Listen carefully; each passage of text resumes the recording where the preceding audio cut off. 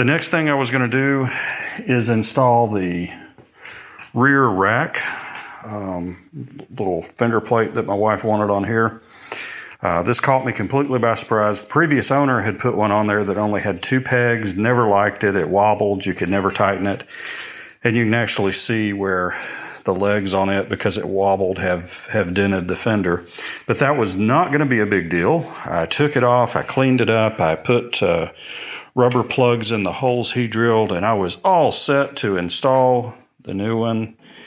And I did not know these do not fit with the 2/3 seat.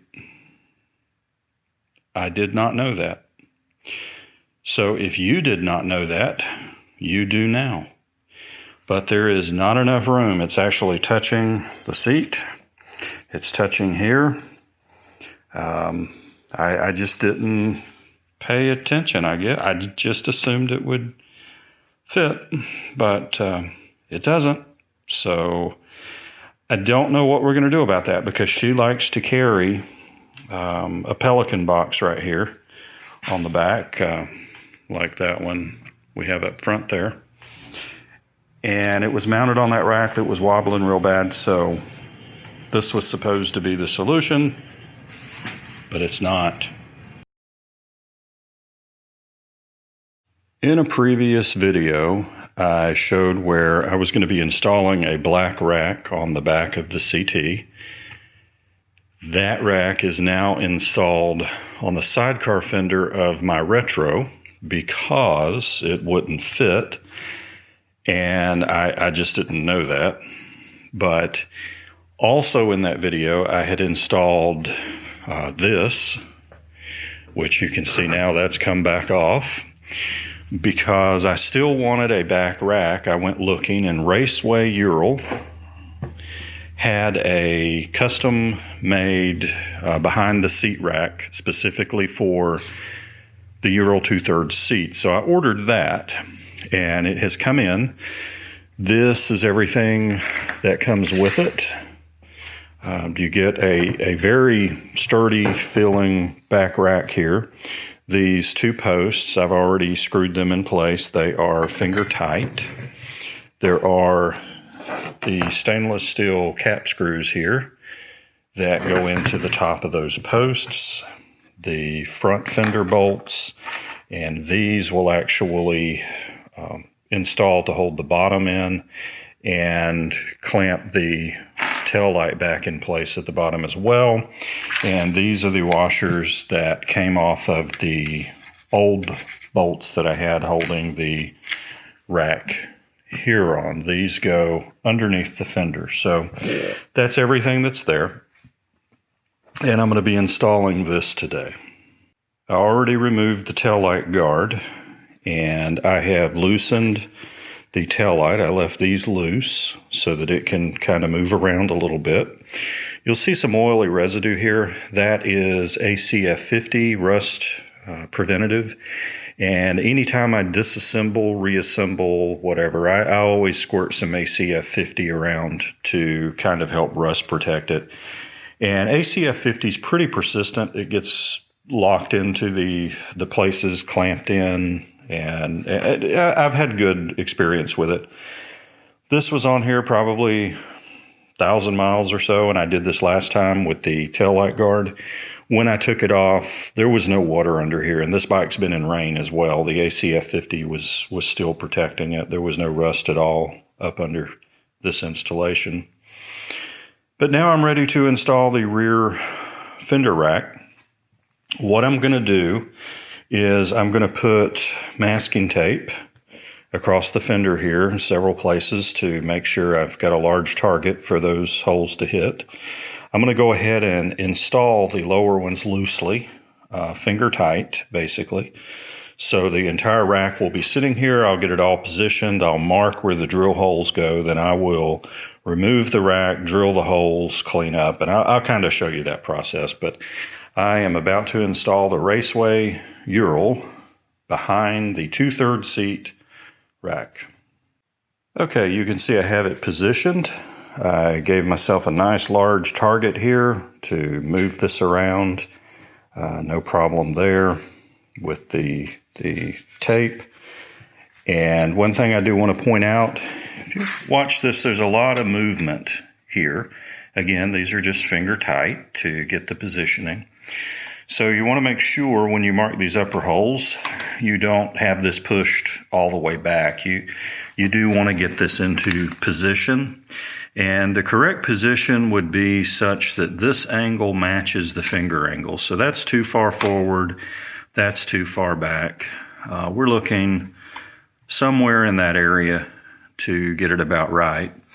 The other thing to look at is centering, of course. You want to make sure you get it centered properly.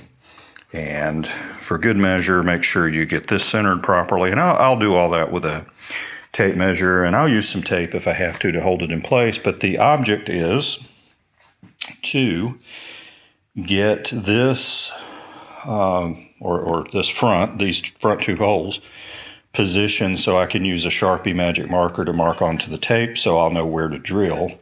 And then when I put it together, it'll be good. Now, there's one thing that I kind of suspected. I'm not entirely happy with the bolts coming through here. I don't know if I can get you in here to see. Maybe this one's better. Let's see. That's pretty long. Not going to get hung up on anything. It's not a big deal. But because I have them, I'm going to put some shorter cap nuts on here. I'll actually use shorter ones, mainly so I don't have to thread that lock nut all the way up this long bolt here. But very, very minor thing. But yeah, I have a whole tub of those, so I'm going to replace those with some shorter ones. Otherwise, everything looks really good so far. Okay, so I have two of these metric motorcycles, and I just went and bought tubs of metric bolts. In fact, this entire tub here is nothing but metric size bolts. Most are in stainless steel. I do have some black ones in here. I just bought the stuff that I always seem to need, right up to the long cap screws, for just such an occasion. Now, this is M6, and this looks about the same here in this pocket. So this is M6 30 millimeter. This is what came with the Raceway kit. I'm just going to drop that in there, and the other one will get dropped in there too. And I'm going to go with the 20 millimeter. So it's 10 millimeters shorter. That's plenty long enough. And because I have them, I'm going to do it. Again, no big deal. You can use this, but I would have to then thread this lock nut through an extra 10 millimeters of bolt to secure it. So I'm actually going to pull two of these 20s out and use those to mount the rear rack. I did mark the center of the rack in each location. It just made it easier to eyeball the center line of the motorcycle itself and give me an idea of where to put it. Like, there was a hole drilled in the center here that I have capped for that old style rack. So I was able to line that up by eye. Of course, take a quick look at this side, make sure the spacing looks about the same, look at it from overhead, wiggle it around. I did go ahead and snug these up. They're not tightened down, but they are snugged up just to kind of pull the rack into the position where it needs to be, because I only want to have to drill these one time. When I do pull this rack off to drill those, I will take a tape measure, and I'll just make sure things make sense. Like, I'll measure the distance from the black dot to this lip over here, make sure they seem about the same. I'll just eyeball it again once all this is free and clear to make sure that those marks look like they should. All right, drilling went well. Now I'm going to put some touch-up paint on here to kind of protect it. All touched up. Had to use my reading glasses to do that. It's amazing to me sometimes how, as I get older, things I used to take for granted, like, well, I don't know, being able to see, just kind of let you down. So, yeah, I had to break out the reading glasses for that. But I have touch-up paint, thoroughly caked, a little excess because I want to make sure it's protected. Going to let that dry, take a break for a little bit. When I come back, I'll put the rack on and ACF 50 and tighten everything down, and I'll be done. Well, my supervisor showed up. I had to tell her I drilled the holes in the wrong place. I put the rack on backwards and I marked the wrong holes and drilled them, so I gotta put more rubber plugs here and drill 2 more holes up front. More holes, more holes. Is that a problem? I don't know. I figure what I'll do is I'll put 2 holes here, I'll put 2 more back here, and I'll just rubber plug, I'll make a pattern. And then I'll have a pattern of holes here, so it won't look out of place. And then when we go camping and we need a colander, For real. we just take your fender off, turn it upside down, and we can use it as a strainer. So Yeah, I can see that. This must be my Sunday bike. it's the holy bike. It's a holy bike. It is a holy bike. They're in the right place. I didn't mess it up. Yeah. Just trying to mess with you, and you won't even. More holes. You just don't get upset about anything anymore, huh? Not anymore. Not anymore. Maybe it doesn't make it lighter weight if you had more holes in it. There you lighter. go. They're actually speed holes, like a golf ball. You put enough holes in it, and it'll go faster because the aerodynamics. That's right. It's just a little bit of a pain when you do that to the fuel tank, though. Lighter weight. Anyway. Can go faster. Well, I'm going to get the new rack bolted on. Cool. All right. It is done. I have wiped off the excess ACF 50. I have put a little bit of the detail wipe stuff on it and wiped it down, tightened everything up. It's looking good. I will have to say I'm impressed with the quality of the rack here. If you don't know, we run Habitat for Bats. I'll add a link or something here, show you how to get to it. But I actually make welded products myself. And I will have to say these welds look great. The powder coat is exceptional.